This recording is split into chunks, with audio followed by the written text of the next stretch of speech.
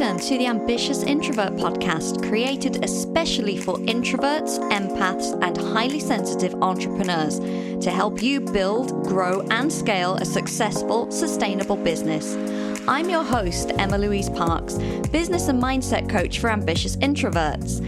After 17 years working as an air traffic controller, the ultimate fast-paced, high-stimulus, extrovert-friendly role, my mission now is to show introverts that they too can create big results and success because of who they are, not in spite of it. I focus on introvert-friendly business and marketing strategy to help you switch overwhelm for clarity, confidence, and clients.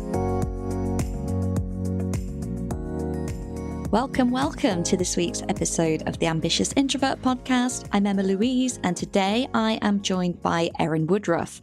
Now, when Erin reached out about being a potential guest podcast, I just thought this was such a fantastic topic that it was a big full body hell yes straight away. So Erin's a communications coach and a certified life coach.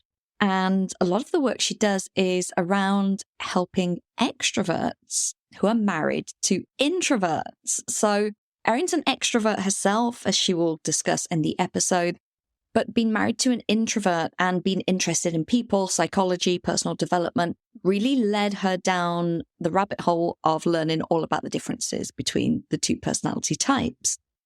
And I thought this would be such a fun episode because so often the people that I interview are introverts and we're talking about things from that point of view. Erin, being an extrovert who's very knowledgeable about introversion, I think just brings a slightly different dynamic to the conversation.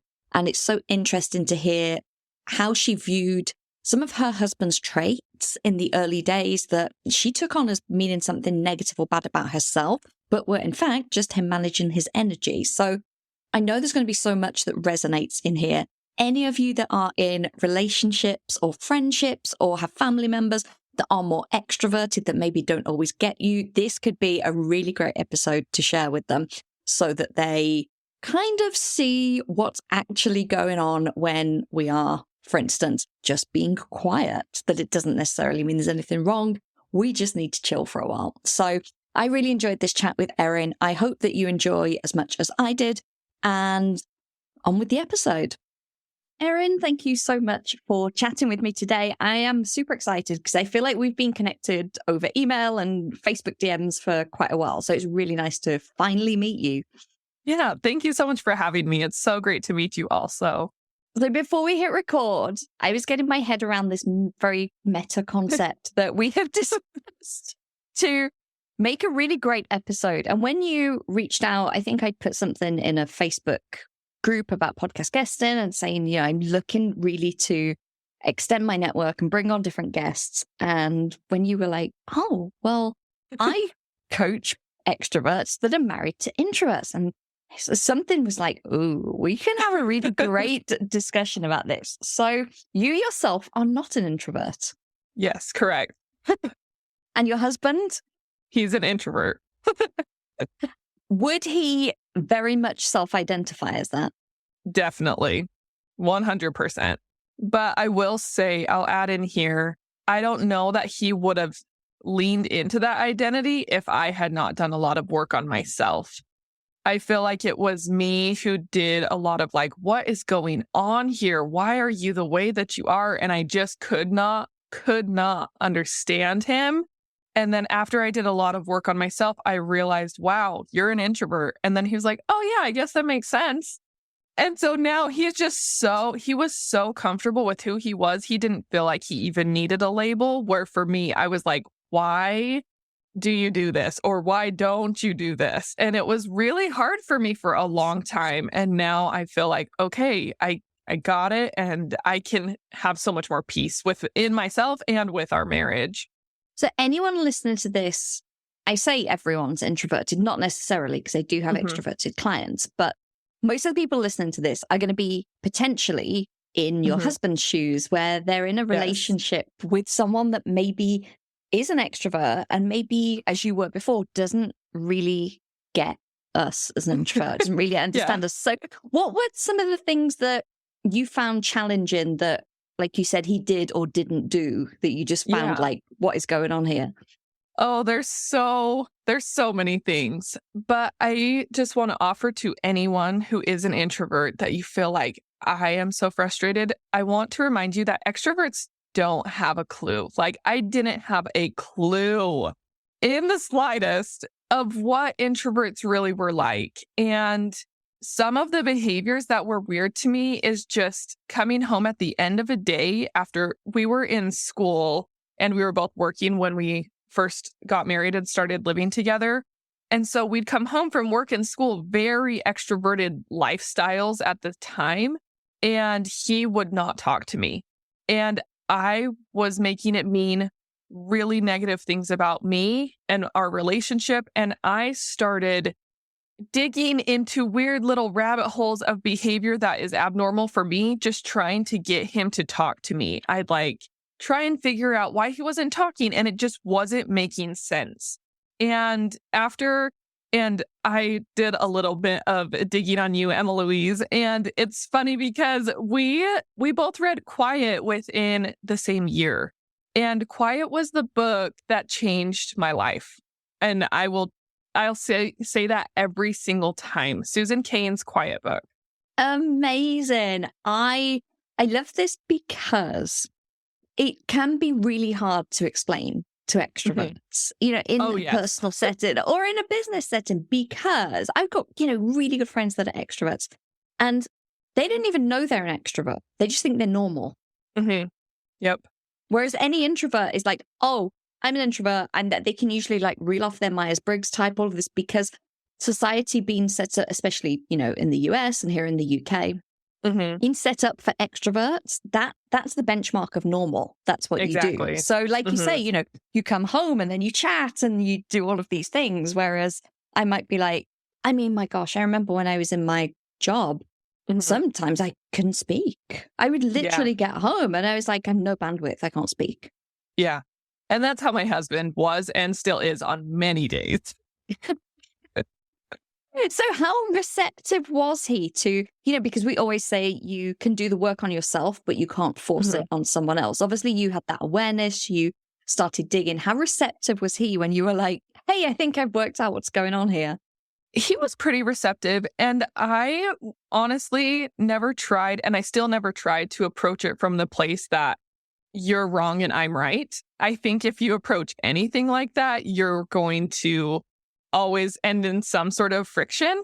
And so I would just tell him what I was learning. And the reason I read Quiet in the first place is I have 4 sisters that are all self-identified introverts. They really love the introvert identity. And so I'm kind of the outlier in my family. And my dad is extremely introverted. So I've always felt like I was a little bit loud. And one of my sisters told me to read Quiet in the first place. So for me, when I read it and I trusted her and I read it and I was internalizing and learning that, I was just sharing what I was learning more than anything with my husband. And I was saying, Anne told me to read this book. And this is so interesting because I feel like I'm finally starting to understand myself or my family or my sisters, or I've noticed that you have this behavior. Does that resonate with you? And I was just really trying to, rather than just label my husband and put him in a box, but understand, like, is this who you actually are? Am I making sense of this? Because this is blowing my mind, but is it resonating for you too? And as I mentioned at the beginning, I think my husband's always just been so comfortable with not talking, just being quiet, just listening, taking it all in, that he's never sought out self-help work. But for me to help him understand was really fun and good for me, but also to just confirm that what I was learning actually was the reality of our relationship. I think for us here in the UK, and I know some parts of the US also had quite strict lockdown, that was like a huge thing in people self-identifying. And some very good extroverted friends of mine struggled a lot because they didn't realize how much energy they got from being out, from being around people.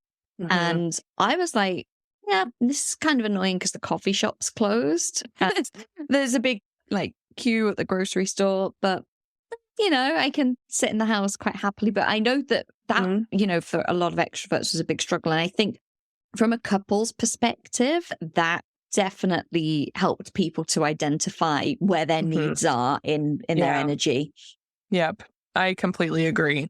So you said you always felt like you're a little bit loud. Yes. Which I find really interesting because in society in general, you probably wouldn't be classed as that. But you're saying you were surrounded by, an introverted family and then an introverted husband. Yes. And my mom is extremely extroverted, and I'm just kind of a carbon copy of my mom.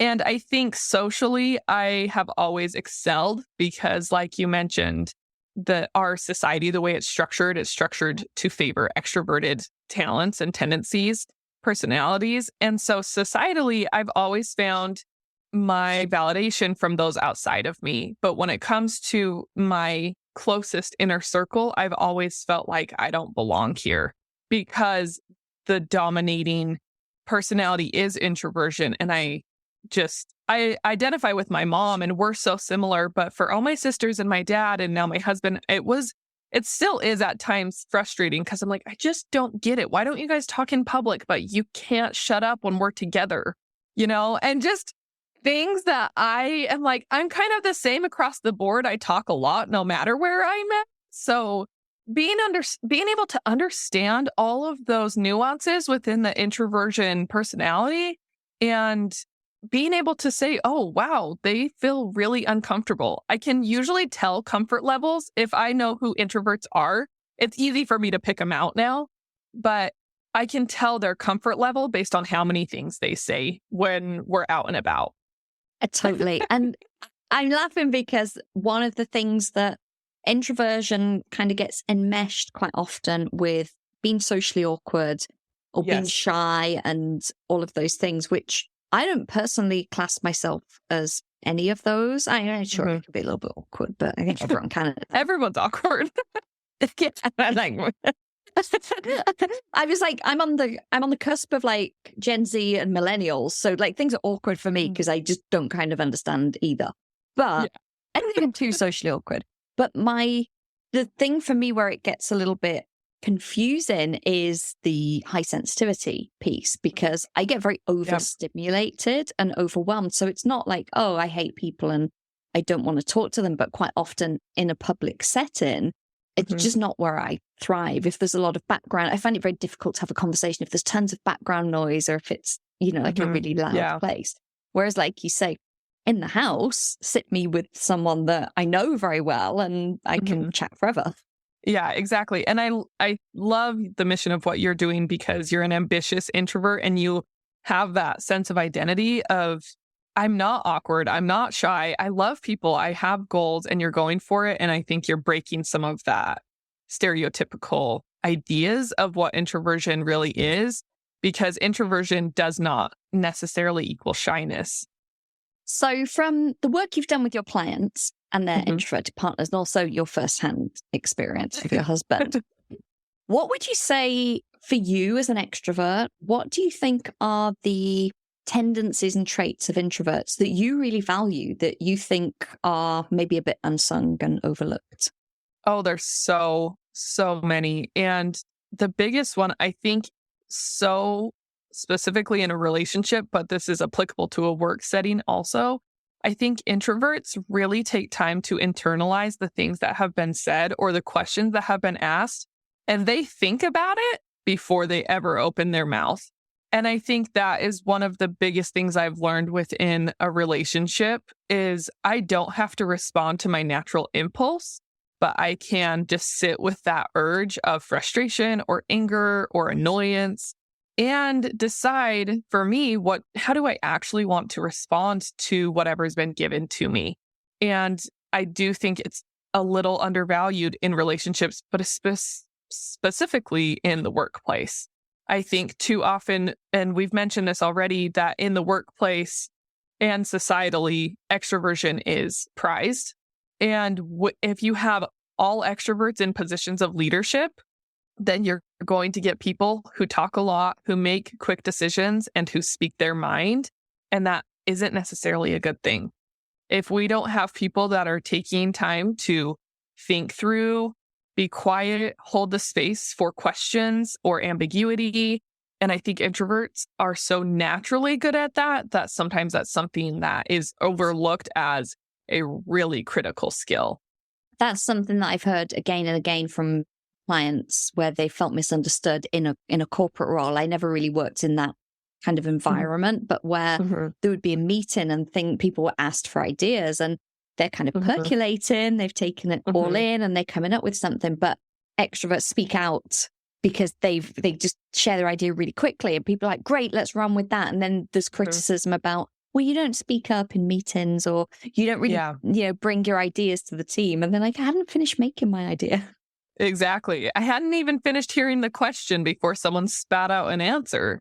Yeah. Depth of processing is a really big thing. Depth is actually my word of the year this year. I love that. Yeah. For my business, I had two. I had a personal and a business. So it's depth. And it's so easy, I think, in the business space as well to be creating products left, right, and center or getting shiny object syndrome or seeing the trends. And I'm like, does this have depth or does it create depth for the client? And exactly. Same even with these conversations, right? I'm not going to record a podcast episode that's surface level. It's like straight in. Exactly. Tell me about your marriage. Yeah. But that is such an introvert thing. And I know, like one of the things I've done this year, for instance, is I retired my weekly newsletter. For 3 years, I'd had a weekly newsletter and I've changed it to a monthly newsletter. Oh, wow. Yeah, which was a big change. But I did feel like some weeks I was like, oh, I didn't really have anything different to say to last week. But now it's monthly. It's much more in depth. It's, it's longer. It's almost like grab a cup of coffee and sit down and read. And that like feels really good. An article. Yeah. Exactly. So I think there's that difference where in a more extroverted way, you might have like tons of stuff to share really regularly, which is great. Whereas I'm like, let me just sit and reflect on the month and then create, this longer newsletter with all the information. Yeah, exactly. And understanding how you process internally and externally, I think is so important. So for any of you listening, feeling like, how do I even convey this to my partner to help them understand? First of all, I think this podcast is a great place to start because there is a lot of nuance and maybe they don't want to hear it from you. But there are so many things I think we need to pull apart as far as understanding personality differences within the way we function. And I think understanding, do I like reading longer form newsletters? Do I like reading shorter form newsletters? And being able to understand that for you personally, and then moving to the space where you can communicate that to somebody else is so important. So just lean into your own intuition. And then from there, I think you'll create great things in your relationships and all the other parts of your life. Now that you have this knowledge, I'm going to say, of quiet and introverts and extroverts and the dynamics and all of those things, do you feel that it's the best match as an introvert and extrovert? Do you think it works, either way, whether it's two extroverts, two introverts, and it's just about the understanding of each other? What have you seen? Because I feel like we complement each other really well. I think you can make anything work. I'm a really big believer that if two people are in a committed relationship and they want to make it work, it can work. But I do personally, I love being in a relationship with the opposite dynamic. It is so almost freeing for me because it's allowed me to lean into the more vulnerable parts of me, to sit in silence, to learn how to really ask questions and to dig deep, to learn how to take care of myself when he's incapable and doesn't have the bandwidth to take care of my emotional needs. So I think if I was married to someone like me, it would be a lot easier to get lost in the things that we both love to do versus we're so different and we make this beautiful relationship and life together while still maintaining our individuality. Beautiful. I love that so much. And that's a perfect place to wrap up, I think. So I'm going to pop all of your links in the show notes. So anyone that wants to connect with Erin, anyone that wants to share this episode with their extroverted partner and maybe give them a glimpse or, purchase quiet for them. But of course, before I let you go, I'm going to ask you, firstly, for your book recommendation for any introvert that is currently in the stage of growing an online business? I love that question. Well, first of all, if you haven't read Quiet, whether you identify as an introvert or an extrovert, I can't recommend it enough. I feel like it really has changed the way I view my life and society and just the way I want to run my business. Also, as a business owner, even though I'm an extrovert, the other recommendation I always give is called Eat That Frog. It's a stop procrastinating productivity book, and it's super small. The chapters are short, and it's not a one, like, do this and you're going to get these results. It has tons of different ideas. So I think it's a really good almost reference manual if you feel like I'm stuck and I need a new idea. It's called Eat That Frog by Brian Tracy. Those are my 2 books I recommend always. Thank you. They are going to go in the show notes also, if someone would like to click through and purchase them. And lastly, as a business owner, so moving away from your focus now as a communications expert, but as a business owner, what is the biggest mindset shift or reframe that you've had to have to be as successful as you are today? That I feel like is such a loaded question, but I do think the biggest thing is that I am the one in charge of my business and running my business and stepping into that ownership of it, because that's where I found the most fun, the most empowerment, and the most just drive to help other people. So if you are in a situation where you run a business and you don't feel like you've stepped into that ownership as the CEO, then I would encourage you to do that, because it is very freeing. It's very amazing when you have that mindset shift. Totally agree. Thank you so much for sharing that. Thank you for sharing all of your wisdom around communications. And thank you for listening to this episode of the Ambitious Introvert podcast with me, Emma-Louise Parks. If you enjoy this show, please subscribe, rate, and leave a review on iTunes. As a thank you, one lucky reviewer each month will win a 60-minute one-on-one coaching session with me, where you'll get the clarity and confidence to attract your ideal clients. And if you know someone who could benefit from listening to the show, then please do share and help me reach as many fellow ambitious introverts as possible.